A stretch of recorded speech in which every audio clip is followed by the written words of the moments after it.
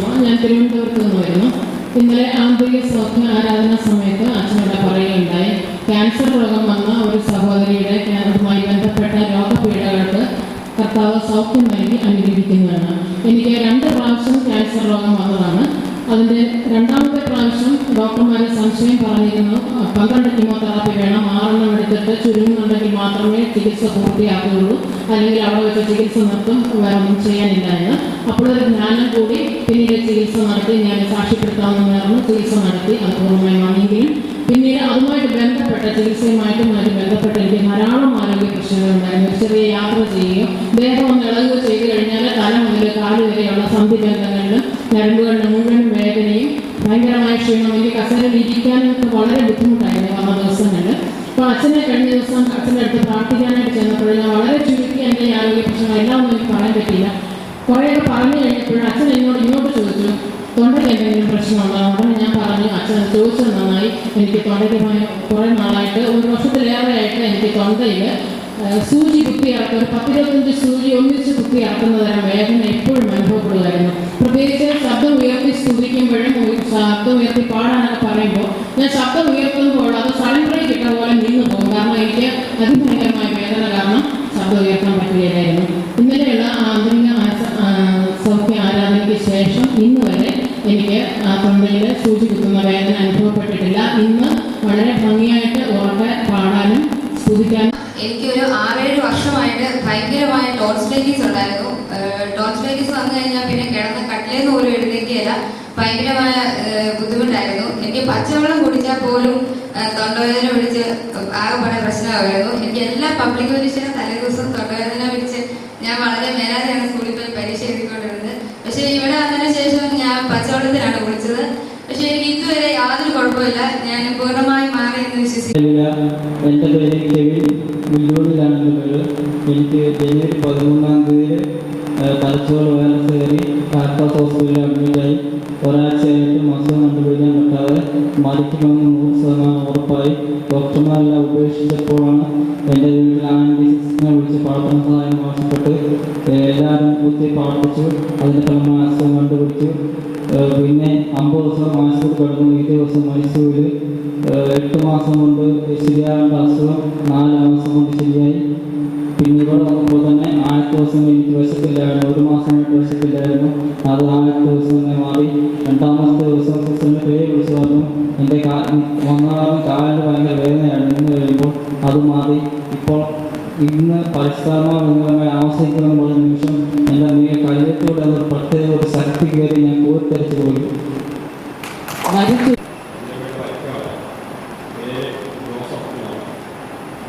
ഭാര്യയ്ക്ക് 4 വർഷമായ ക്യാൻസറാണ്, മൾട്ടിപ്പിൾ ക്യാൻസറാണ്. ഡോക്ടറാണ്. ഭാര്യയുടെ അസുഖം ഒന്ന് ഇപ്പം വെച്ചിട്ടുള്ള കിടപ്പ് തന്നെയായിരിക്കും. അത് കഴിഞ്ഞ് 2 വർഷം കഴിഞ്ഞപ്പോൾ എൻ്റെ വായനകത്ത് ഒരു കാർബേറ്റ് എന്ന സ്ഥലത്ത് ചെറിയ കുടുംബങ്ങളുണ്ട്. വൈദ്യുതിയുടെ കാര്യം നോക്കാം, അവിടെ കാര്യങ്ങൾ ഞാൻ പറഞ്ഞ വായ സമ്മതിക്കും. അവസാനം 1 മാസം കഴിഞ്ഞ് 2 മാസമായിട്ട് ഗവൺമെൻറ് അപ്പോൾ ഞാൻ എന്താണെന്ന് ഡോക്ടറെ കാണിക്കുന്നത് ഫിസിഷ്യനെ കാണിക്കാറുണ്ട്. അപ്പോൾ ഞാൻ ചോദിച്ചാൽ മതിയെന്ന് അത് മതിയെന്ന് പറഞ്ഞു. ഞാൻ ലോകം വീണ്ടും അങ്ങനെ ഓങ്കോളജിയെ കാണിക്കണം. ഓങ്കോളജിയെ കാണിച്ച് അങ്ങനെ ആദ്യമായിട്ട് 10 ദിവസം ചെന്നു. ഇനി പോയില്ല. പിന്നെ ബയോപ്സി എടുത്തപ്പം ക്യാൻസറുണ്ട്. വീണ്ടും സ്കാനിങ് ചെയ്യാൻ പറഞ്ഞു. സ്കാനിങ്ങിനകത്ത് ഇല്ല. അപ്പോൾ ഞാൻ പിന്നെ RCCയിലാണ് പോയി ഓപ്പറേഷൻ ചെയ്തത്. ഓപ്പറേഷൻ പോകുന്നതിന് എൻ്റെ മക്കൾ പറഞ്ഞ് ധ്യാനത്തിന് പോകുന്നു. അങ്ങനെ കഴിഞ്ഞ 2011 മാർച്ചിൽ ഞാനിവിടെ ധ്യാനത്തിന് പോകണമെന്ന് പറഞ്ഞാൽ എനിക്ക് ഉത്സാഹമായി.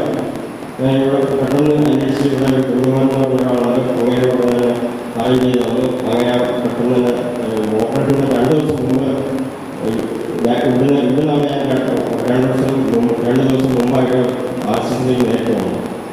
അപ്പോൾ ഞാനിവിടെ വന്ന് കൂടി ഞാൻ കൂടി ഒരു വന്നപ്പോഴേ എനിക്ക് ഒരു എന്തോ ഈ മാതാവിന് മുമ്പ് വന്നു കഴിഞ്ഞപ്പോൾ എനിക്ക് എന്തോ ഒരു പ്രത്യേക തോന്നി. ആ മാതാവ് പിന്നെ എന്താണെന്ന് എനിക്ക് പറയാൻ പറ്റില്ല ഇപ്പോഴും. അത് കഴിഞ്ഞ് മൂന്നാമത്തെ ദിവസം ഞാൻ കിടന്നുറങ്ങി ഒരു സ്മെല്ല് തന്നെ മൂക്കിലേക്ക് വരാൻ തുടങ്ങി, ഒരു പെർഫ്യൂം പോലെ. പക്ഷേ എനിക്കതൊരു ഇവിടെ ആരെങ്കിലും ഒരു എടുത്തായിരുന്നു പറഞ്ഞ് ഞാൻ പിന്നെ ഭയങ്കര. അത് കഴിഞ്ഞപ്പോൾ മാതാവ് പറഞ്ഞ് നീ പേടിക്കൊന്നും വേണ്ട, മാതാവിനെ ഞാൻ കണ്ട് പേടിക്കൊന്നും വേണ്ട, ഒരു റൗണ്ടിൽ ഒരു ദ്വാരമൊക്കെ ഉണ്ടാവും, വേറെ ഒരു കുഴപ്പമുണ്ടായിരുന്നു. അത് കഴിഞ്ഞ് ഞാൻ പിന്നെ ആയി. പിന്നെ രാവിലെ ഞാൻ എഴുന്നേറ്റ് എല്ലാവരോടും അടുത്തുള്ളവരോടും അടുത്ത റൂമിലുള്ളവരോടും ഇതൊക്കെ ചോദിച്ചു. അവരാരും പെർഫ്യൂം എടുത്തിട്ടില്ല, ഒന്നുമില്ലെന്ന് പറഞ്ഞു. പക്ഷേ എനിക്കത് ഇവിടെ പറയാനൊരു മടി. ഞാൻ പറഞ്ഞാൽ അത് വിശ്വസിക്കുകയല്ലോ. അതുകൊണ്ടാണ് ഞാൻ ഇതെല്ലാം കഴിഞ്ഞ് വരാനായിട്ട് 7 മാസം എൻ്റെ കൂട്ടി ചൂട്ട ഭക്ഷണം കഴിക്കുന്നത്. അതും കഴിഞ്ഞ് റേഡിയേഷൻ ഉണ്ടായി. ഇനി വരാതിരിക്കാന്ന് പറഞ്ഞ് ഇതിന് റേഡിയേഷൻ ഉണ്ട്. അത് കഴിഞ്ഞ് ഞങ്ങൾ ഇവിടെ അന്വേഷിക്കുമ്പോൾ ഇടയ്ക്കിടയ്ക്ക് ദിവസം വിളിക്കുമ്പോൾ ഇല്ലാന്ന്. ഈ കഴിഞ്ഞ ദിവസം യാദൃശ്യമായിട്ട് ഇവിടെ ചങ്ങനാശ്ശേരിയിലുള്ള ഇളയമോളുടെ ഇതിൽ വിളിച്ച് അന്വേഷിച്ചപ്പോൾ നമ്മൾ വേഗം വരാൻ പറഞ്ഞു. അങ്ങനെയാണ് ഞാൻ ഇവിടെ വന്നത്. എൻ്റെ വായിലിപ്പം ക്യാൻസർ, ബയോപ്സിയിൽ ഇപ്പം ക്യാൻസറൊന്നുമില്ല, പക്ഷേ ഹോളൊക്കെ കിടക്കുക.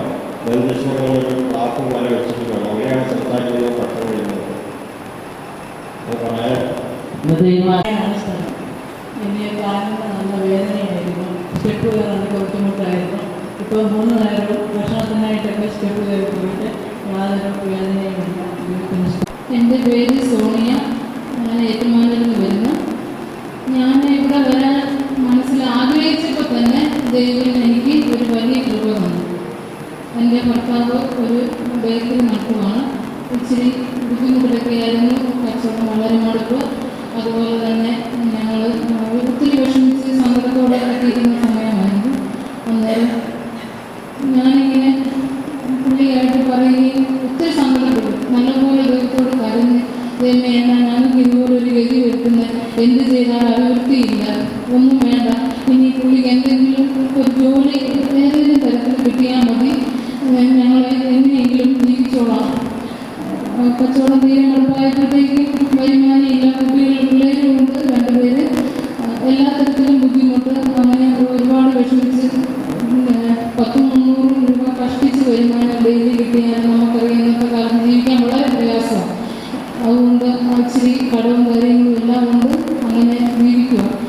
അന്നേരമാണ് ഈ അടുത്ത ദിവസം ഞാനിവിടെ വരുന്നതിൻ്റെ ഒരു 2-3 ദിവസം ബുധനാഴ്ചയും വേണേൽ പറയാം, ഒത്തിരി സങ്കടത്തോടെ കരഞ്ഞ് ദൈവം ഇനി എന്നാ ചെയ്യും, ഓരോ ദിവസവും ചെല്ലും തോറും ബുദ്ധിമുട്ടാണല്ലോ.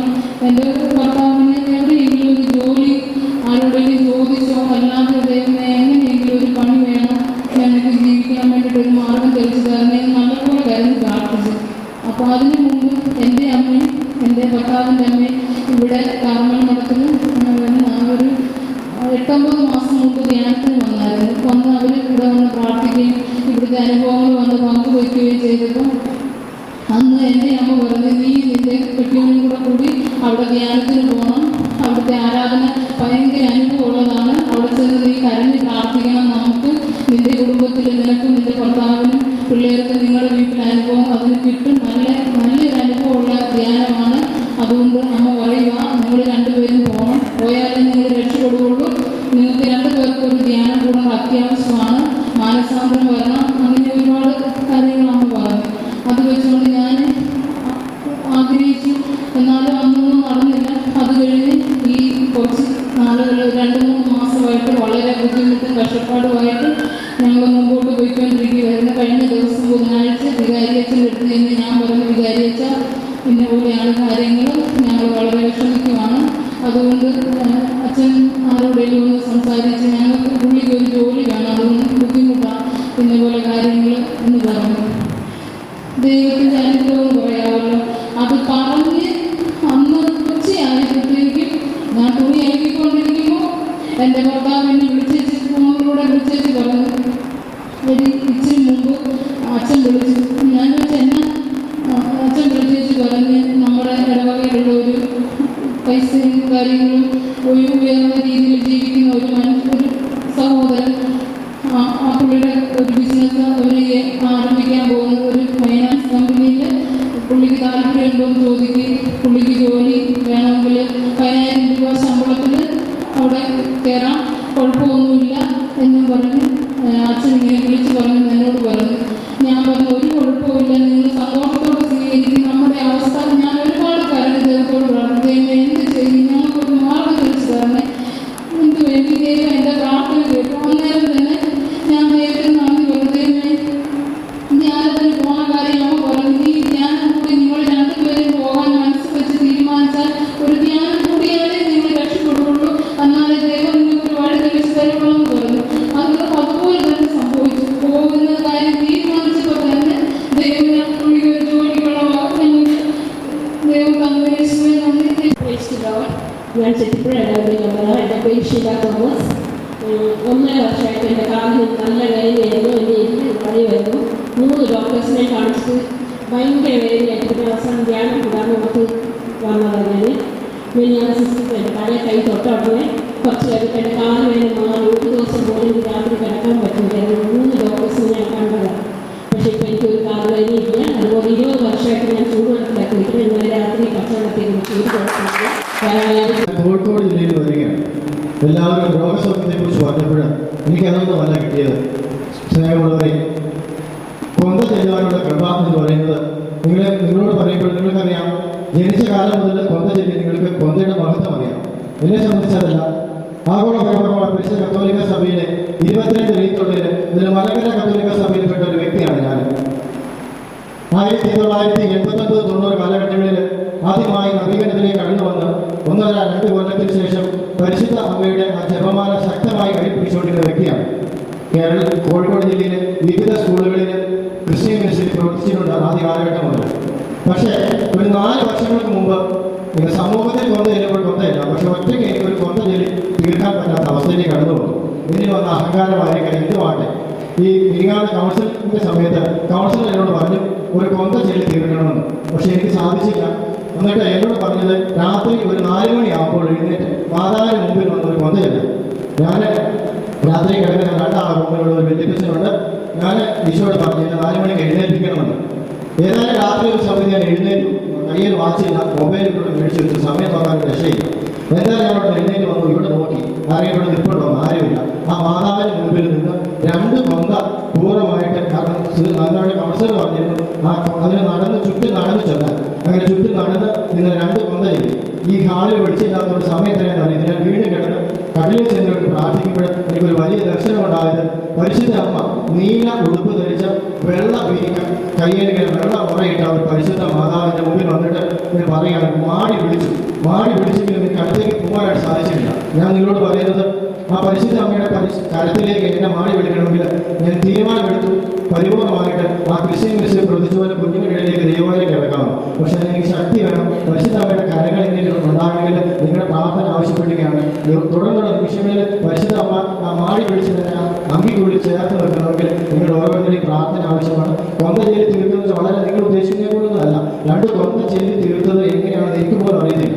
20-25 കൊന്ത ഒരു ദിവസം ചെല്ലിക്കൊണ്ടിരുന്ന വ്യക്തിയാണ് ഞാൻ വർഷങ്ങൾക്ക് മുമ്പ്. പക്ഷേ ഇന്നലെ രാത്രിയുടെ ആ സമയത്ത് 2 കൊന്ത ഇവിടെ നിന്ന് ഒറ്റയ്ക്ക് ചെല്ലണമെങ്കിൽ അത് വലിയൊരു കൃപയായിട്ട് ഞാൻ കാണുകയാണ്. എനിക്കൊരു ഭയങ്കര തൊണ്ടവേദന ബുദ്ധിമുട്ടായിരുന്നു. ഈ ആരാധനയിലൂടെ എൻ്റെ വലതു കൈയുടെ തോളിയൊട്ടുള്ള വേദന ആരും തൊടുന്നത് തോന്നി. കൈക്ക് ഭയങ്കര മരവിപ്പ് അതിനൊക്കെ ആവശ്യത്തിലായി. നല്ല പനിയുണ്ടായിരുന്നു. രാത്രി തന്നെ നല്ല പനിയായിരുന്നു. പനി പൂർണ്ണം കാറിന് വേദനയായിരുന്നു. ഇപ്പോൾ അത് പൂർണ്ണമായിട്ട് തോന്നുന്നു. ഇതിന് അക്സറും ദൈവം പൂർണ്ണമായിട്ട് എടുക്കുന്നത്. എനിക്കിവിടെ 3-4 സ്ഥലത്തേക്ക് കിട്ടി. എൻ്റെ ഡോക്ടറെ തോന്നിന് ഭയങ്കര വേദനയായിരുന്നു. അത് മാറി. അതുപോലെ ഞാൻ 8ാം ക്ലാസ്സിന് ശേഷം ഒത്തിരി കാലത്തിന് ശേഷമാണ് സ്റ്റേജിലായിരുന്നത്. ഇത് പേടി മാറി. പിന്നെ വരുമ്പോൾ ഒത്തിരി വിഷമവും ദുഃഖമൊക്കെ ഉണ്ടായിരുന്നു. എല്ലാം മാറി സന്തോഷം.